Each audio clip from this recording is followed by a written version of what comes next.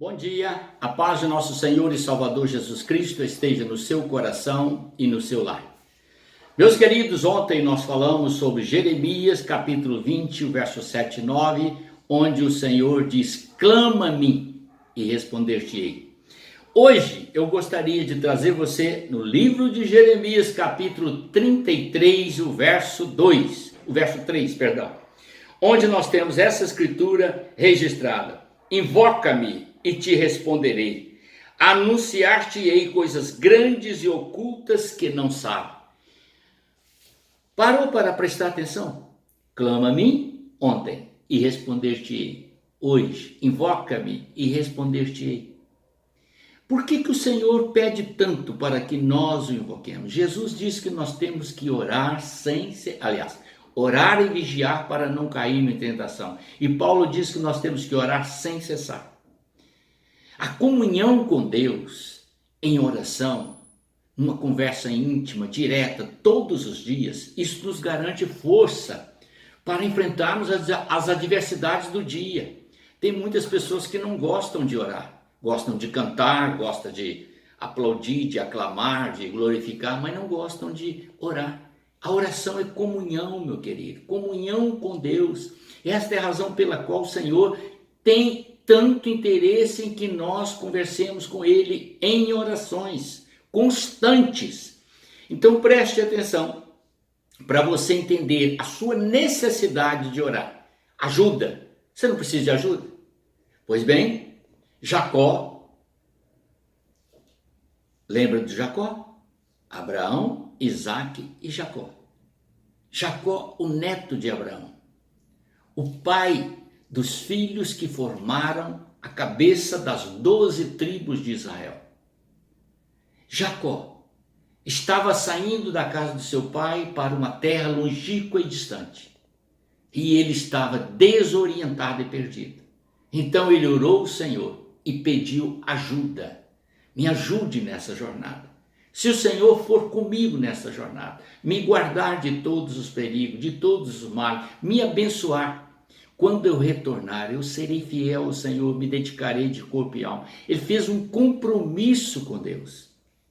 E um compromisso que valeu a pena. Tornou-se um dos patriarcas mais mencionados. E a tribo de Judá, que veio exatamente do coração de Jacó, é verdadeiramente, querido, o esplendor de toda a nação de Israel, porque dela nasceu Jesus, que é o Rei dos Reis, o Senhor dos Senhores. Está dando para você entender? Jacó então orou e clamou a Deus pedindo ajuda. Invocou o Senhor e alcançou o propósito de seu coração. Moisés estava com uma missão tremendamente difícil: tirar o povo de Israel do Egito e conduzi-lo a Canaã. E ele se sentiu pequeno, impotente, incapaz, a ponto de dizer: eu tenho dificuldade com a fala, como eu vou direcionar um povo? E o Senhor então, ouvindo o clamor de Moisés pelo povo, o abençoou muitas vezes. Quer saber como que Deus o abençoou? Deus fortaleceu Moisés. Ele foi aos 120 anos, com a vitalidade de um jovem, com a força de um jovem, com a sabedoria de um jovem, com a visão de um jovem, com a audição de um jovem. E isso não é para qualquer um. 120 anos servindo e honrando ao Senhor e conduzindo um povo com maestria em muitas adversidades. Ele foi o pivô da solução desta nação que se formou através do deserto diante do Deus Todo-Poderoso. Então clame a Deus pelo seu povo, pela sua família, pela sua cidade, pelo seu estado, pela sua pátria, pelo mundo que está perdido no pecado. Clame e deixe Deus agir através da sua oração. Amém? Vamos prosseguir. Nós temos também no próprio texto sagrado nos mostrando: Salomão recebeu do seu pai Davi a incumbência de governar Israel.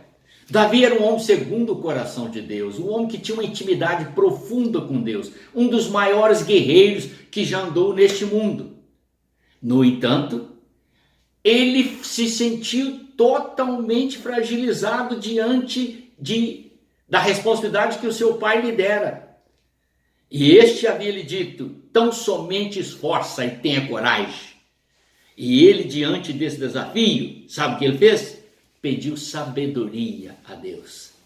Ele invocou o Senhor e clamou por sabedoria. E o Senhor ouviu e lhe fez o homem mais sábio da terra. Querido, quero que você entenda. Olhe bem, agora eu vou te trazer um assunto muito interessante.